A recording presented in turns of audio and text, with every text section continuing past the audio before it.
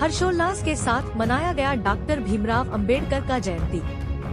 मिर्जापुर 14 अप्रैल रविवार को बोधिसत्व बाबा साहब भीमराव अंबेडकर का जयंती हर्षोल्लास पूर्वक ग्राम पंचायत पडरा हनुमान जनपद मिर्जापुर में मनाया गया। इस दौरान सभी वक्ताओं ने बाबा साहब के संविधान के रक्षा का संकल्प लिया।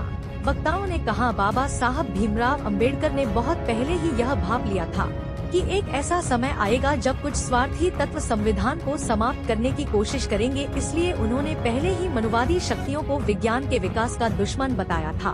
सभा को संबोधित करते हुए भाकपा माले के वरिष्ठ नेता कामरेड मोहम्मद सलीम ने कहा कि हर भारतीय नागरिक का जिम्मेदारी बनता है कि वह अपने देश की संविधान की रक्षा के लिए जागरूक रहे, क्योंकि ये बात सभी को मालूम है कि कुछ स्वार्थी तत्व अपने राजनीतिक महत्वाकांक्षाओं की पूर्ति हेतु एवं मनुवादी व्यवस्था को लागू करने के लिए खुलेआम संविधान को समाप्त करने की धमकियां दे रहे हैं, जिन्हें रोकना संविधान परस्तों की जिम्मेदारी बनता है।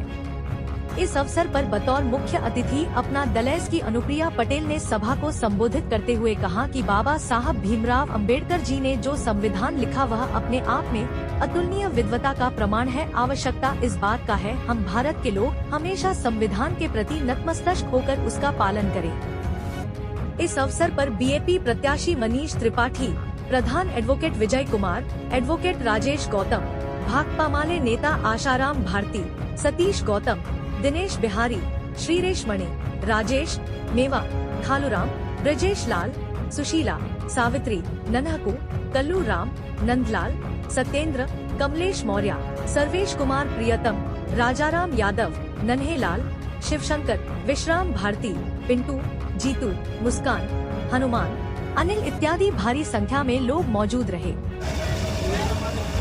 बड़े बड़ा संघर्ष है जो आपका आह्वान कर रहा है।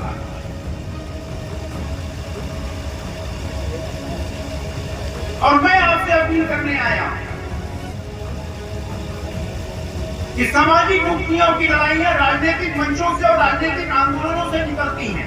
अगर ऐसा न होता तो बाबा साहब रिपब्लिकन पार्टी नहीं बनाते, बाबा साहब मूल न्याय का अखबार नहीं निकालते, बाबा साहब इस देश के कानून मंत्री का पद ग्रहण नहीं करते। वो समझते थे इस बात का। तो हमको भी एक बड़े जन आंदोलन को खड़ा करना होगा, मुक्ति के आंदोलन को खड़ा करना होगा।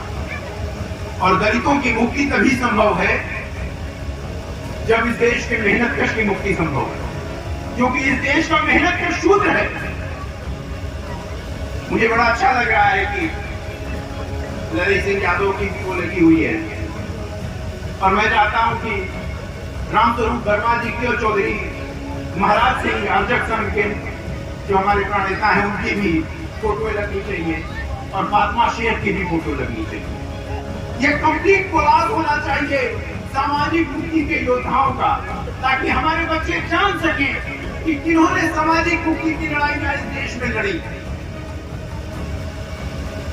आपके कार्यक्रम के में बुलाने के लिए आपको धन्यवाद देते हुए, इस बात से ये कहते हुए कि हम तो 20 वर्ष से आपके कार्यक्रम में आपके इस इलाके में घूमते रहे हैं, सक्रिय रहे हैं। कमरेड आशाराम भारती जी, कमरेड लालचंद भारती जी, साथी भगेड़ू जी और विजय कुमार जी बैठे हुए हैं। हमारे इस इलाके के पहले बीडीसी कमरेड बेचन राम जी के छोटे भाई दिवंगत बेचन राम जी और विजय कुमार जी जो इस ग्राम के प्रधान हैं, एडवोकेट साहब, आप सारे लोगों को शुक्रिया कहते हुए, इस बात की अपील करते हुए कि मुक्ति आंदोलन आपसे त्याग और कुर्बानी मांगता है, कष्ट झेलना पड़ता है, तकलीफें उठानी पड़ती है, तब जाके समाज का कोई हिस्सा अपने बंधनों और बेड़ियों को काट पाता है।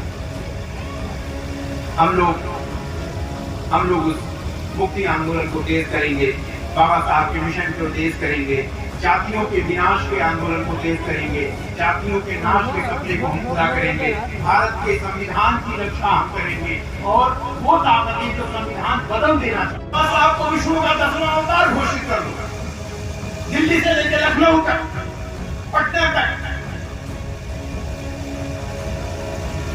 लेकिन बाबा साहब ने जिन सवालों के ऊपर भारत के अंदर जिन सवालों पर बहसों को संचालित किया, जिन आंदोलनों को चलाया, उसको मत लागू करो। अभी मेरे पहले एक सज्जन बोल रहे थे, गौतम जी बोल रहे थे, उन्होंने भीमा कोरेगांव का मसला उठाया।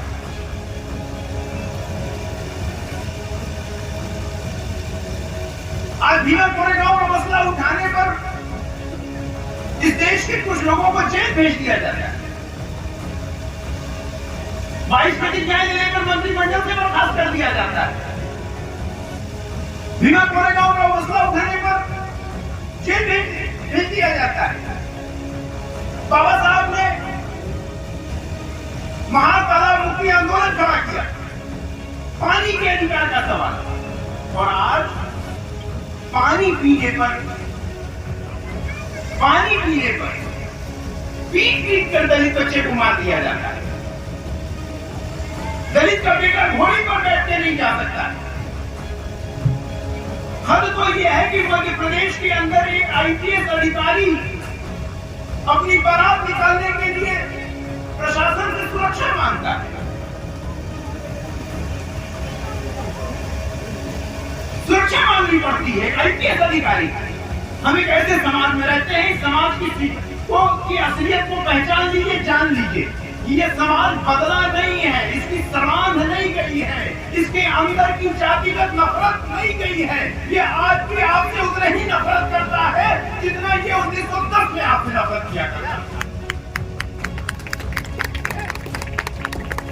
लेकिन हम पता नहीं किस नहीं। मुझे बार बार अच्छा नहीं लग रहा है, और मैं समझ सकता हूं कि मंत्री महोदया को जाना होगा, अनुप्रिया जी को जाना होगा, कई जगह कार्यक्रम होंगे आते हैं। मैं अपनी बात समाप्त कर रहा हूं, आपसे ये कहती है कि आज भी आजादी के 75 वर्षों में